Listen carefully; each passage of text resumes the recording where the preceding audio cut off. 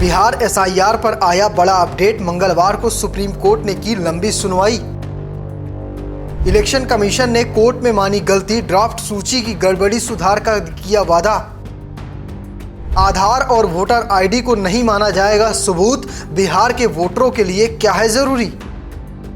बिहार में मतदाता सूची के विशेष पुनरीक्षण यानी एसआईआर को लेकर संसद, सड़क और सुप्रीम कोर्ट में जमकर बहस चल रही है। विपक्षी पार्टियां लगातार इलेक्शन कमीशन और सरकार पर सवाल उठा रही हैं, तो सुप्रीम कोर्ट में इसकी सुनवाई चल रही है। विपक्षी दलों और सामाजिक संगठनों का आरोप है कि इस प्रक्रिया के तहत करोड़ों मतदाताओं के नाम काटे जा रहे हैं, जबकि चुनाव आयोग का दावा है कि ये प्रक्रिया मतदाता सूची को पारदर्शी और सही रखने के लिए है। मंगलवार को सुनवाई के दौरान सुप्रीम कोर्ट ने कुछ ऐसा कहा जिसने पूरी तरह से मामले को पलट दिया है। तो चलिए आपको इस खबर में कोर्ट की सुनवाई को विस्तार से दिखाता हूं। मंगलवार को सुनवाई के दौरान सुप्रीम कोर्ट के जस्टिस सूर्यकांत और जस्टिस बागची की पीठ ने कहा कि ये मामला ज्यादातर भरोसे की कमी का है। चुनाव आयोग ने अदालत को बताया कि 7 करोड़ 90 लाख मतदाताओं में से लगभग 6 करोड़ 50 लाख मतदाताओं को कोई दस्तावेज देने की जरूरत नहीं पड़ी है, क्योंकि वो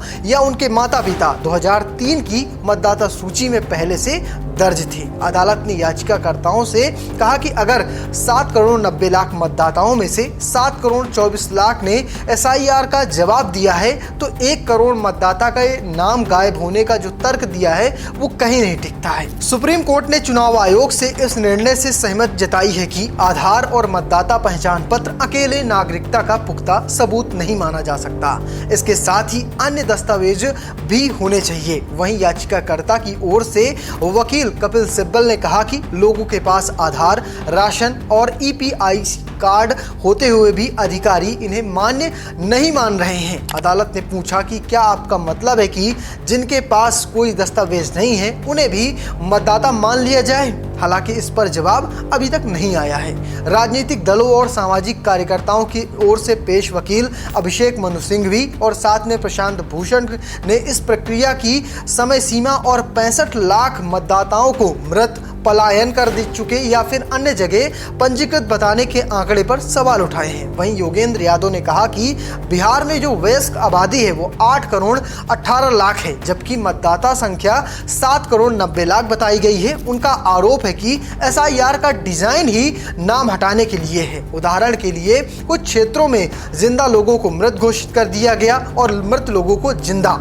इलेक्शन कमीशन के वकील राकेश द्विवेदी ने ड्राफ्ट सूची को लेकर जानकारी दी है। राकेश द्विवेदी ने कहा कि ये ड्राफ्ट सूची है, इसमें कुछ गड़बड़ियां स्वाभाविक हैं, जिन्हें अंतिम सूची में सुधार लिया जाएगा। इसका उद्देश्य मतदाता सूची से अयोग्य नामों को हटाकर चुनाव की शुद्धता बढ़ाना है। बता दें कि ड्राफ्ट रोल 1 अगस्त को प्रकाशित हुआ है और फाइनल रोल 30 सितंबर को जारी होगा। सुप्रीम कोर्ट ने पहले ही कहा था कि अगर बड़े पैमाने में नाम कटने की स्थिति बनी तो वो तुरंत दखल देगा। बुधवार को सुनवाई जारी रहेगी, जिसमें अदालत ने इलेक्शन कमीशन से पूरा डाटा तैयार रखने को कहा है। वहीं इस पूरे मामले पर सुप्रीम कोर्ट के वकील वरुण सिन्हा क्या कुछ कह रहे हैं, जो याचिकाकर्ताओं की तरफ से पेश होंगे, वो आपको सुनवाते हैं। आज एसआईआर पे माननीय सर्वोच्च न्यायालय में सुनवाई हुई।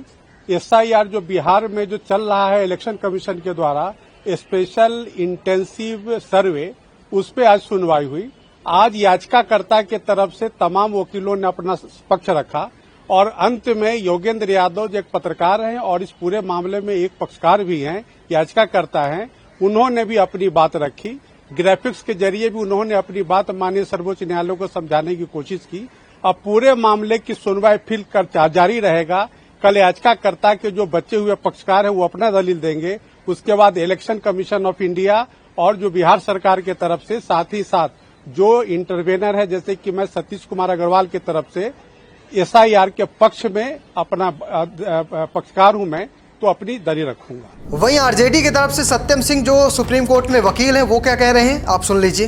देखिए, हमारे तो सबसे पहला रिलीफ है, क्योंकि लास्ट टाइम पे भी बेंच से ये था कि आधार कार्ड को और राशन कार्ड को ऐड किया जाए उन सारे डॉक्यूमेंट्स में जो वोटर लिस्ट के लिए बनाया गया है। साथ ही साथ एक यूनिफॉर्म पॉलिसी ले आया जाए और जितने ये 65 लाख लोगों का जो नाम काटा गया है उन पे पहले वापस उसको रिकंसीडर करें और इनको उसमें जो है रिलोकेट किया जाए उनको वोटर लिस्ट में। फिलहाल आप कैसे देखते हैं पूरी खबर को कमेंट बॉक्स में लिखिएगा और पेज को फॉलो करना, चैनल को सब्सक्राइब करना बिल्कुल भूलिएगा। धन्यवाद।